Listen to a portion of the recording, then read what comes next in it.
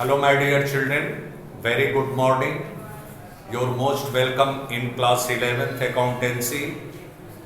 Yes, today we have to study the preparation of the cash book. How the transactions are recorded in cash book. Cash book, 3 types of the cash book or 4 types of the cash book you have to study over here. Single column cash book, double column cash book, triple column cash book and petty cash book. The meaning of the cash book. Now remember, all the cash related transactions are recorded in the cash book. जो नगद लेन then होता है उन्हीं को हम cash book में record करते हैं। उधार का कहीं कोई जिक्र नहीं होता है, जैसा कि नाम है कैश बुक, मतलब नगद बुक, रोकड़ बही जिसे हिंदी में कहा जाता है। तो ये ऐसी बही है कि जहां पर जो कैश से संबंधित आइटम होगा उसी को हम रिकॉर्ड करेंगे। उधार का कोई इसमें चांस नहीं होता है। क्रेडिट ट्रांजैक्शंस का there is no chance recording the credit transactions in the cash book. Double because of that you know it very well, आप अच्छी तरह से इस बात को जानते हैं कि लेन देन बैंक के माध्यम से भी होता है, शाख पत्रों के माध्यम से भी होता है, चेक के माध्यम से भी होता है और नगद भी होता है। तो चेक और नगद, यदि चेक कोई रिसीव करते हैं या कुछ भी होता है या चेक के थ्रू पेमेंट करते हैं तो वहां पर बैंक कॉलम में रिकॉर्ड किया जाता है। इसमें आप ध्यान देंगे, देखेंगे कि आपको जो कॉलम मैंने डबल कॉलम कैश बुक का बनाया है, एक होता है डेबिट कॉलम जो होता है वो रिसिप्ट का होता है, प्राप्तियां जो हम प्राप्त करते हैं कैश, उसे याद रखना। Remember, points to be remembered. और just every cash receipt is recorded in receipt column, whether you are receiving the cheque and sending the cheque to the bank. Payments, जो भी हम भुगतान, इसे भुगतान कहते हैं, क्रेडिट कॉलम में रिकॉर्ड किया जाता है। और ध्यान रहे कि जो भी नगद भुगतान हम करते हैं उसी को कैश बुक में हम रिकॉर्ड करते हैं। एक प्रैक्टिकल क्वेश्चन के माध्यम से जो आपने भेजा है, जो have sent me the problem of from your text book, question number 11B, just I am going to record such transactions in the double column cash book. Here is the contra entry. इसमें एक contra entry भी होती है, जो आप bank से पैसा निकालते हैं और बैंक में पैसा जमा करते हैं। तो एक तरफ भुगतान होता है, एक तरफ जमा होता है। अगर जो बैंक से पैसा निकालेंगे तो आपके तिजोरी में आएगा, तो इधर जमा होगा और बैंक से भुगतान होगा। और घर आप अपने दुकान से, अपने ऑर्गेनाइजेशन से, अपने तिजोरी से पैसा बैंक में जमा करते हैं तो रिसिप्ट कॉलम से पेमेंट होगा और आपका बैंक कॉलम में जमा होगा। तो इसका ध्यान देना होगा। इसी को कॉन्ट्रा एंट्री बोलते हैं, मतलब विपरीत लेखा पद्धति, दोनों तरफ जिसका एंट्री होता है। उसी में बच्चे अक्सर कंफ्यूज होते हैं। इस क्वेश्चन में यदि कॉन्ट्रा एंट्री है तो हम आपको समझाएंगे कि किस तरह से उसे किया जाता है। Question number 11B, enter the following transaction in A 2 column cash book. Started business with cash. Started business with cash मतलब जो फर्म है वो कैश रिसीव कर रही है। तो डेट का कॉलम यहां पर देखेंगे, डेट है, पर्टिकुलर है, जर्नल फोलियो नंबर है, वाउचर नंबर है, कैश का कॉलम है और बैंक का कॉलम है। तो started business with cash, cash हमको मिल रहा है तो हम लिखेंगे, उसकी एंट्री होती है cash account debit to capital account. Journal entry आप करते हैं cash account debit to capital account, cash debit है, इसका मतलब यहां पर December 1st कैश के कॉलम में हमारे आ गया पैसा कैपिटल के रूप में, टू कैपिटल, ये रिसीव कर रहे हैं हम। अगर जो जर्नल फोलियो नंबर होगा तो वो नंबर यहां पर डाल देंगे, वाउचर नंबर होगा वो डाल देंगे। कैश कॉलम में है 50,000, जस्ट वी कैन राइट 50,000, हो गया। आपने रिसीव किया कैश बिजनेस में कैपिटल के रूप में, आपने कैश कॉलम में लिख दिया 50,000। दूसरा है page into bank. Page into bank मतलब बैंक में हमने पैसा जमा किया, तो बैंक में जमा होगा 2 तारीख को, यहां पर 2 लिख दिया हमने, तो जाहिर सी बात है हमारा कैश से निकाल करके हम बैंक में जमा करेंगे, तो यहां पर लिखेंगे जो जर्नल एंट्री बनेगी bank account debit to cash account, तो यहां पर टू कैश हमने लिखा और बैंक में जमा कर दिया हमने 29,000। यहां बैंक कॉलम, बैंक रिसीव कर रहा है बैंक कॉलम हमारा 29,000। इसी को हम बोलते हैं ऐसे करके कॉन्ट्रा एंट्री। अब हमने कैश से निकाला, हमारा कैश कम हुआ है, तो यहां पर लिखेंगे दिसंबर 2 बाय बैंक। अब इसका अर्थ हम बता रहे हैं, यहां भी कॉन्ट्रा एंट्री हो गया, 29,000 कैश से हमने निकाल दिया, मतलब कैश से हमारे तिजोरी से, सपोज दैट ये मेरा 2 पॉकेट है, देखेंगे ये बैंक है और ये कैश का कॉलम है, तो हमने कैश से निकाल के बैंक में जमा कर दिया, तो यहां कैश कम हो गया। जब पेमेंट कॉलम में 29,000 हम लिख दिए, तो इसका मतलब 50,000 में से 29,000 हमारा कम हो गया, और वो कहां गया, बैंक में गया। यदि कोई पूछेगा कैश कैसा निकला है, तो विवरण में आपको ब्रीफ एक्सप्लेनेशन में मिल जाएगा कि भाई इसे बैंक में हमने जमा कर दिया। और यहां पर यदि आप बैंक खाते में ध्यान देंगे तो ये टू कैश, कैश कैसा आया है भाई, तो भाई ये बैंक में हमने 29,000 रुपए जमा किया। इसी को कॉन्ट्रा एंट्री करते हैं। पेज इनटू बैंक का मतलब बैंक में पैसा हमने डिपॉजिट किया।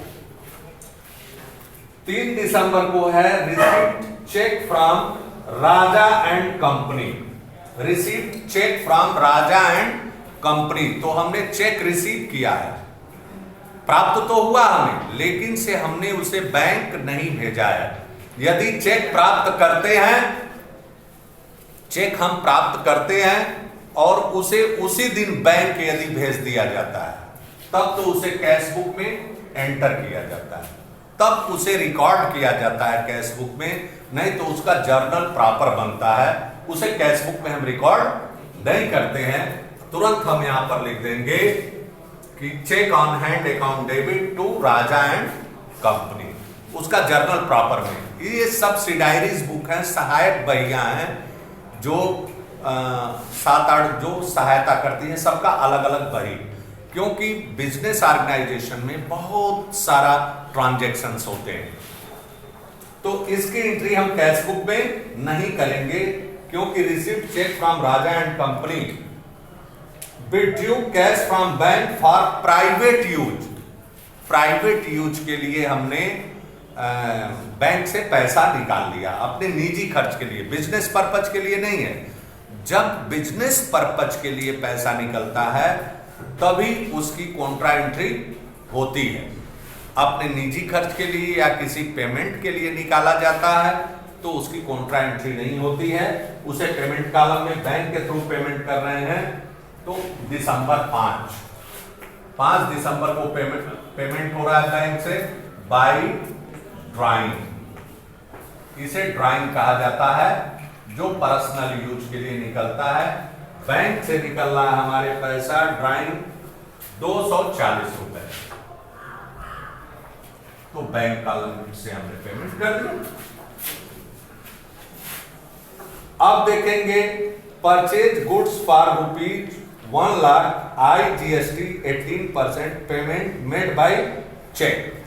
चेक के द्वारा हमने पेमेंट किया हुआ है तो हमको जीएसटी इसमें इग्नोर करते हैं, हम जीएसटी का कॉलम नहीं बना हुआ है तो हम आप सीधे इग्नोर कर दे रहे हैं जीएसटी।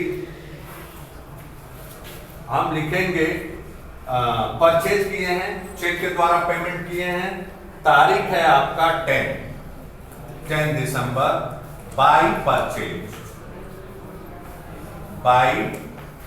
परचेज अकाउंट कितने का हो गया, 1 लाख रुपए का हमने माल खरीदा है और चेक के द्वारा पेमेंट किया है, तो हम आप इसे बैंक कॉलम में पेमेंट करेंगे। यदि चेक से पेमेंट करते हैं तो बैंक कॉलम में, नगद पेमेंट करते हैं तो कैश कॉलम में डालेंगे। Sold goods for ₹1,50,000, trade discount 20%, IGST 18%, payment received by cheque. अब देखो हमने सामान तो बेच दिया है, लेकिन और चेक उसके बदले हम प्राप्त कर रहे हैं, कैश नहीं प्राप्त हो रहा है हमें, तो इसका कैश बुक में एंट्री नहीं करेंगे, क्योंकि अगर जो इस चेक को उसी दिन उसी डेट में बैंक भेज दिया जाता तब यहां पर हम रिसीप्ट कॉलम में उसका एंट्री बनाते, नहीं तो इसका जर्नल प्रॉपर होगा। अब received cheque from Kamala, received cheque from Kamala 395, discount allowed. Kamala से हमने चेक प्राप्त किया और उसे बैंक नहीं भेजा है उसी दिन, तो ये भी जर्नल का आइटम है, हमारे कैश बुक का आइटम नहीं है। Kamala cheque endorse to Bala in full settlement of our account of ₹425, ये भी जर्नल प्रॉपर का आइटम है, ना इसमें रिसीव कर रहे हैं, ना मैं पेमेंट कर रहा हूं, ना कुछ कर रहा हूं। पेड रेंट बाय चेक, अब ये है हम चेक के द्वारा पेमेंट कर रहे हैं, तो 29 तारीख को 29 बाय रेंट हम कितना है 1,000 रुपीज चेक के माध्यम से पेमेंट कर रहे हैं, तो बैंक कॉलम में पेमेंट हो गया हमारा। Deposited into bank, balance of cash in excess of 450। अब ये जो इंफॉर्मेशन दिया गया है, deposited into bank, balance of cash in excess of 450, तो आप इसमें क्या करेंगे, कैश बैलेंस जो हमारा डेबिट होगा 450 रुपए का ही होगा, तो सर्वप्रथम हम क्या करेंगे, बैलेंसिंग करेंगे। इसका बैलेंसिंग करेंगे तो यहां पर टोटल हमने लिख दिया ये 50,000,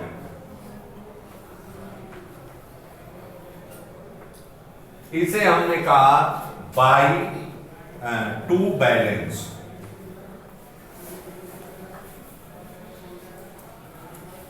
टू बैलेंस हो गया आपका। क्वेश्चन में इंफॉर्मेशन में ये दे रहा है कि 450 रुपए, तो हम यहां पर 450 लिखेंगे, 450 ही हमारा बैलेंस रहेगा, और जो पैसा बचेगा इसका मतलब ये हुआ हमने उसे बैंक में जमा कर दिया, तो 50,000 है कैश कॉलम में और 29,000, 50,000 में से 29,000 हमने निकाल दिया, तो हमारा बचा 21,000 रुपए, और 21,000 में हमको 450 रुपए, 21,000 रुपए हैं हमारे पास, 450 रुपए ही केवल बैलेंस रखना है, बाकी बैंक में जमा कर देना है, तो माइनस 450 कितना अमाउंट हमें जमा करना है, 20,550 रुपए। तो डेट कौन सा है, लास्ट डेट है ये 30 दिसंबर, यहां पर 30 लिखा हमने। टू कैश कितना आया है, 20,550 हम बैंक में जमा कर दिए, 20,550 ये भी हो गया कॉन्ट्रा एंट्री। और उसी 30 तारीख को हम लिखेंगे बाई बैंक। अब हम कितना पैसा निकाल लिए? 20,550। 20,550 रुपए। और यहां पर ये टू बैलेंस मैंने लिख दिया, सॉरी, आप देखेंगे 450 इसी के लिए हमने किया था। अब जब बैलेंस करेंगे आपको तो मिलेगा इसी 30 तारीख को बाई बैलेंस। ये हो गया 450।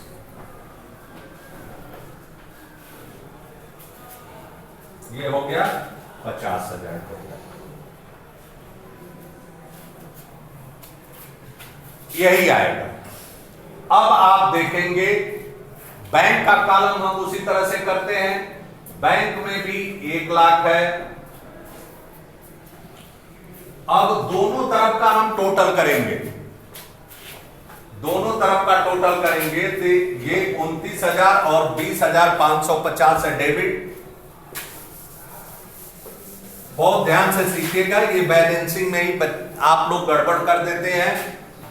29 ये डेबिट वाला हो गया, 29,000 और 20,550। 0 5 5 9 49,550। अब क्रेडिट वाला टोटल करें, 240 रुपए, 1 लाख रुपए और उसके बाद 1,000। ये टोटल हो गया 0 4 2 1 1,01,240 रुपए। अब ये देखिए कौन सा अधिक है। जो अधिक होगा उसी टोटल को हम लिखेंगे। तो इसका मतलब क्रेडिट वाला है, क्रेडिट वाला टोटल अधिक है 1,01,240। 1,01,240। 1,01,240। अब यहां पर चूंकि ये क्रेडिट बैलेंस आया, कैश का हमारा डेबिट बैलेंस आ गया, तो यहां पर लिखेंगे 30 तारीख को टू बैलेंस। To balance. अब 1,01,240 में से 49,550 माइनस करेंगे डिफरेंस अमाउंट। इसमें से 49,550 रुपए माइनस किए, 0 9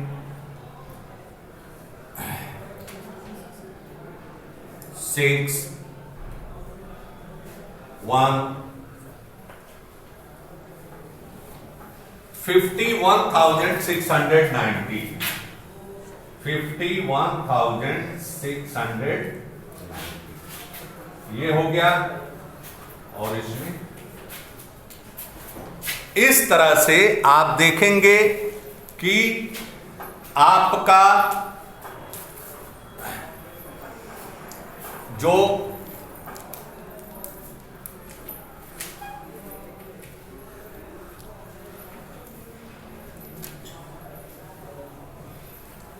जिस तरह से ये मिल रहा है, आप जो चेक कर रहे हैं वो चीज है। इस तरह से बैलेंसिंग करते हैं। जो इंफॉर्मेशन होती है उसके अनुसार हम इस चीज का रिकॉर्ड करते हैं। ध्यान रहे कि यहां पर एक चीज आप देख रहे हैं कि 1 लाख रुपए का परचेज गुड्स पर पेमेंट IGST और पेमेंट में इसमें GST को शामिल किया हुआ है, लेकिन सबने आपका GST नहीं शामिल किया है। इस वजह से पूरा 1 लाख का 1 लाख हमने लिख दिया है। और भी वो बढ़ेगा, जो 18,000 और बढ़ेगा तो आपका वो आंसर आ जाएगा बुक का। इसमें जीएसटी को हमने इग्नोर कर दिया है आपको सिखाने के लिए। जीएसटी का हम बताएंगे आपको। जीएसटी का भी एक कॉलम बना दिया जाता है, वो जुड़ जाता है। मान लीजिए 1 लाख है तो 18% IGST लगा हुआ है, तो 1 लाख का 18% 18,000 जीएसटी भी हो जाएगा। उसकी कीमत हो जाएगी 1,18,000। तो ये बहुत सारी चीजें हैं, मतलब आप देखेंगे, बड़े ध्यान से सीखेंगे और इस तरह से कैश बुक को रिकॉर्ड किया जाता है। Thank you very much.